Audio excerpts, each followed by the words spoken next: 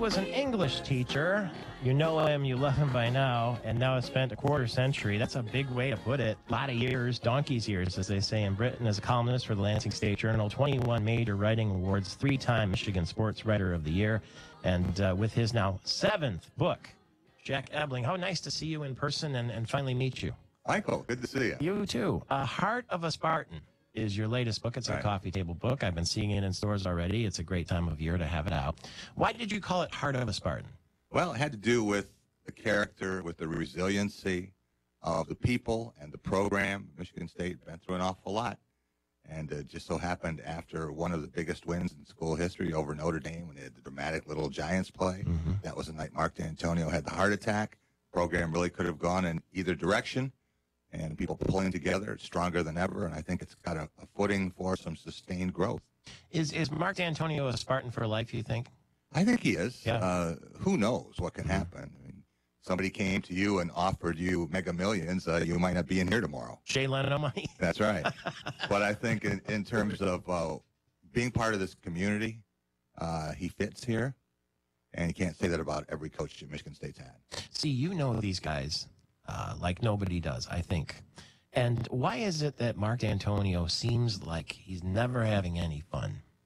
He's really tight, isn't he? Football coaches are like that. You remember Bo Schembechler? Yeah. You ever see him have fun? But he had a laugh every once in a while. He had a cigar in the locker Mark room. had one last year. He'll have another one this year. Okay. No, that's being a football coach. He's got his game face on, it seems to me, all the time. He's a serious guy. It's a serious job. Yeah? Yeah, and I think he does it well. I think that... Is it too serious, college football? Because you've seen it change. It can be. You've seen different eras. You can't get the toothpaste back in the tube. Yeah. The money is there. It is what it is. The trick is finding a balance. You want to be sure that the students, and they are students, get educational experience out of it.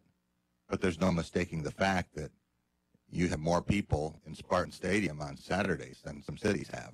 So the same thing happens in Ann Arbor, and the same thing happens all around wherever college football is popular. And as Tom Izzo will tell you, he did the foreword for this book. Nothing is bigger here than college football. Tom Izzo, to me, feels as if he's imprisoned, to be honest. And I'd like to get your opinion on that, too. In other words, he is so rooted in this community, in this job, that even if he wanted to do something else, which would be perfectly natural, 1,000-yard signs, nobody wants to let him go. Yeah, I think what he wants to do, he's a big boy. If he wants to go, he'll go. But what he really wants to do right now is win another national championship. Yep. A lot of guys, not a lot of guys, but several people have won a national championship. Very few have won two. And Michigan State is uniquely positioned. I always say, why would you want to go somewhere else when you've already done the heavy lifting? You've worked and slaved to get the program where you want it. You built it up. You finally got something going. You're at an elite status. And what, are you going to walk away from it? Some guys are starters, though. They're openers. You know what I mean? Some are, but he remembers what it was like when he walked into Breslin Center and there were more Indiana fans than Michigan State fans. He built this. He built this. So why shouldn't he continue with it? And that's what I say about Mark D'Antonio.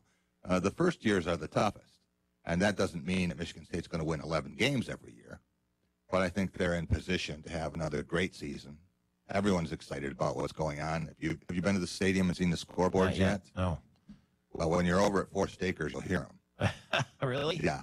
Wow, that'll be some atmosphere on that Boise State night. It will be. It'll be electric. You know, too, because you just said it, that the pressures on somebody like Tom Izzo and Mark D'Antonio, maybe to maybe a lesser degree, a little bit, I'm not sure, are immense. And what I mean is the recruiting, for me, would be the most difficult thing. And then secondly, just the amount of touches that these people are expected to give, whether it's a charity or media or, God only knows how many letters and requests come in there.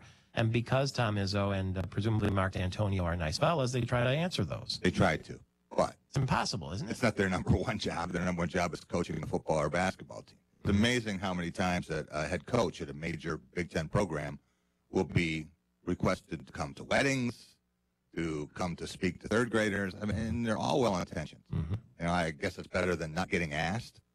And the ones that do it are the ones that get asked the most, I think. Yeah, and like some people have a hard time saying no, but that's okay.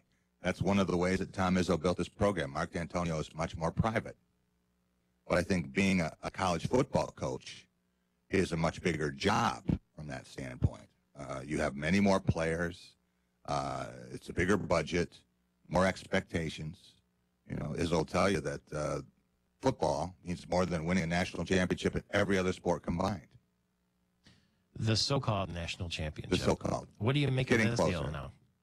It's getting where it needs to get, but I had another plan. I like the idea of everyone playing in their traditional bowl games. I don't like the idea of the Big Ten champion not being in the Rose Bowl. I would have liked to seen those relationships intact, and then the winners of the 4 major bowls get into a 14 playoff. Wouldn't have added that much. It would have kept so much more interest in the bowl games. Also, could have had a round where they would have played games on college campuses. It would have allowed that some of the money from those games would have gone for the players or for their families to get to games, or for a fund that would reward them as they got their degrees.